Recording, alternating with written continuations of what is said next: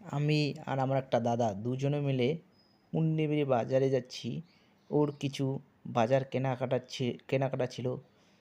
আমি টোটোতে পিছনে একা একা বসে আছি, ভালো লাগতেছে না, তার জন্য কি ভাবলাম একটু ভিডিও করি।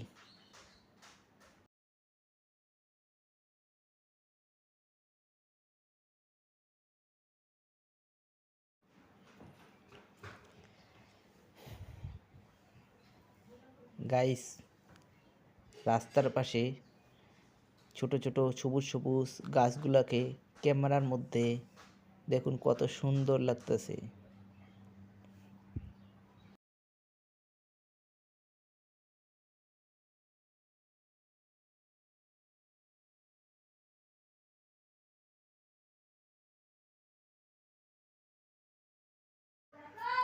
গাইস, আমার ভিডিও ভালো লাগলে আমার পেজে গিয়ে আমাকে ফলো করবেন।